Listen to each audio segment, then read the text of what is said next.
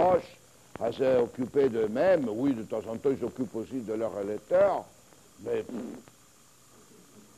ça ne sert pas à grand-chose. Ce qui compte, c'est les marchés. C'est les marchés qui règlent. Et surtout les marchés financiers. Le vrai lieu de la régulation politique, de l'allocation des ressources au Canada, aux États-Unis, au Japon, en Allemagne, au niveau européen, au niveau mondial, ce sont les marchés financiers, n'est-ce pas, qui sont plus puissants que les parlements nationaux. Mais faites attention, les parlements nationaux ont la légitimité parce qu'ils sont la représentation politique du peuple. Les marchés financiers, quelle est leur légitimité?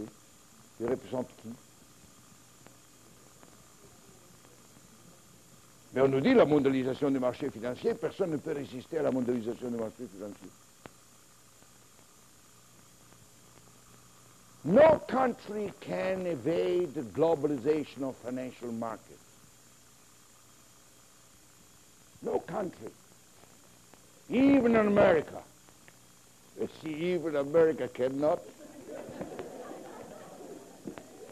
Qu'est-ce qu'il peut faire la Belgique? Dites-moi, qu'est-ce qu'elle peut faire la Belgique? Hein? Moi qui suis maintenant à moitié belge, parce que mon épouse est belge, qu'est-ce que peut faire la Belgique? 10 petits millions d'habitants qui d'ailleurs se disputent entre eux, entre Flamands et Wallons, qu'est-ce qu'ils peuvent faire? Et alors on nous a dit, donc la dérégulation. Et que c'est pour cela que dans les télécoms, par exemple, on a libéralisé, et puis on a dit l'État ne réglemente plus. British Telecom, France Telecom, Deutsche Telekom, Ericsson, Northern Telecom, c'est plus l'État qui intervient. Ce sont les entreprises elles-mêmes dans les marchés. Et puis alors finalement on a dit, puisqu'on a libéralisé dans ce mouvement, tous ces mouvements, puisqu'on a déréglementé, donc les marchés autorégulateurs, les marchés autorégulateurs, irrésistibles, inévitables, on nous a dit alors il faut privatiser.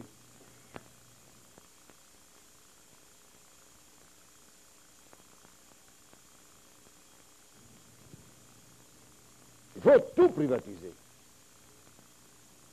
Il faut privatiser les télécoms, il faut privatiser les avions, il faut privatiser l'électricité, il faut privatiser les gaz, il faut privatiser les trains, il faut privatiser les banques, il faut privatiser les assurances, il faut privatiser les hôpitaux. Et aux États-Unis, on a même privatisé les prisons. Les prisons est privatisées. Why? Because it's a very good business. Parce que sinon, parce que vous croyez qu'ils auraient privatisé, les Américains ne sont pas bêtes, les gens des États-Unis, vous croyez qu'ils auraient privatisé les prisons s'ils n'étaient pas un good business? Et d'ailleurs, vous savez qu'il y a 1,8 million personnes en prison aux États-Unis. La population carcérale aux États-Unis est la population la plus élevée au monde, en absolu et en relatif. Il n'y a aucun autre pays au monde qui a autant de personnes, la proportion, autant de personnes en prison qu'aux États-Unis. Et l'explication que moi je donne est simple. Non seulement parce que c'est good business. Donc il faut augmenter les clients des prisons. Non. Et d'ailleurs, vous pouvez choisir les prisons 3 étoiles, 2 étoiles. Non. Allez à Pittsburgh. Allez à Pittsburgh, quand vous arrivez dans la rivière, un des plus grands édifices modernes, c'est la prison qui vient de terminer il y a 2 ans. Alors, mais la raison principale de pourquoi les prisons, la population carcérale est importante, c'est parce que, en Europe, nous les chômeurs, on les fait figurer dans les statistiques des chômeurs. Aux États-Unis, les chômeurs, on les met en prison. C'est pour cela qu'ils ne figurent pas dans les statistiques du chômage.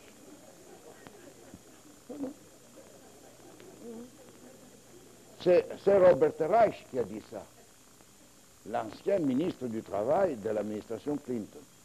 Et puisqu'elle a dit la vérité, quelques mois après, elle a été liquidée. C'est pour ça qu'elle n'est plus. Et alors, on nous a privatisé tout. Parce qu'on nous a dit que la privatisation est la meilleure façon de pouvoir allouer les ressources.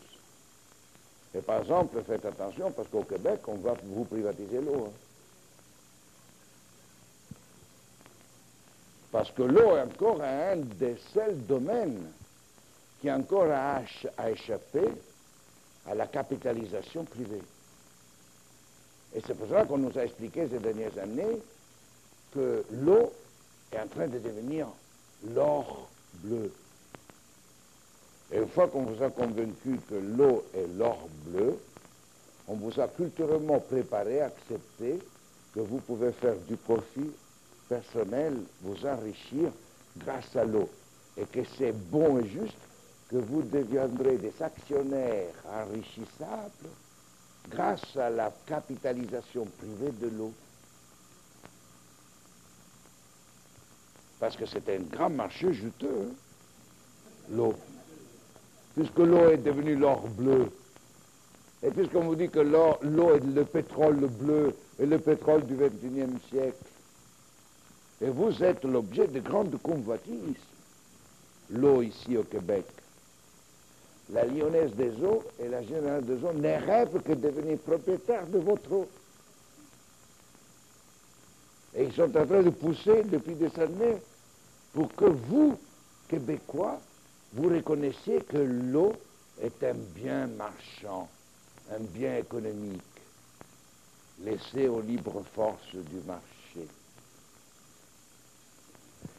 Et c'est là alors que la mondialisation des marchés a commencé à s'affirmer. Et c'est là alors que la mondialisation des marchés a commencé à être dit la libéralisation, la dérégulation, la privatisation. Et c'est là qu'on commençait à vous dire depuis les années 70 que désormais la seule dynamique qui comptait dans la manière d'organiser l'économie mondiale était la compétitivité, puisqu'il n'y a plus de régulation politique, il n'y a que les marchés financiers, il n'y a que les marchés des biens, il n'y a que les marchés privatisés, libéralisés, déréglementés qui comptent. Quel est l'argument, la légitimité qui peut permettre de dire alors c'est juste que tu investisses dans les téléphones, c'est juste bon que tu investisses dans la santé ou dans la pêche? On a inventé la compétitivité. Le plus compétitif a raison de dire qu'il faut investir comme ceci, comme cela. Parce que s'il a démontré d'être compétitif, c'est qu'il a été capable, mieux que les autres, d'utiliser les connaissances, les technologies, l'expertise, le managériel, la finance, le capital, pour conquérir des quotes-parts de marché et pour vendre mieux que les autres les biens. C'est-à-dire qu'il a donné cette grande loi de satisfaction du marché de l'économie capitaliste mondialisée, buy low, sell high. Et quand à vous, consommateurs, on vous dit, you have the right to ask more with less. Et si vous êtes compétitif, c'est que vous avez été compétitif sur les prix, vous baissez les prix que l'autre. Vous avez été compétitif dans la qualité, au même prix, vous donnez des choses de meilleure qualité. Vous avez été compétitif sur la variété, si vous n'avez pas réussi à être compétitif sur les prix ou la qualité, parce qu'au lieu de vous donner 3 modèles, l'autre vous donne 30 modèles. Et vous avez été compétitif sur la flexibilité, c'est-à-dire meilleure relation avec les clients, meilleure relation avec les fournisseurs. Just in time, Walter, just in time. I am there. Et c'est pour cela que vous, comme ressources humaines, vous devez être flexible. Everybody must be flexible. Capital, labor, government, administration, churches, universities, people. Et comme ça, la flexibilité est devenue l'élément de référence dans un grand marché mondial, sans frontières, libéralisé, déréglementé, privatisé. où la seule logique, c'est laisser les capitales aller chercher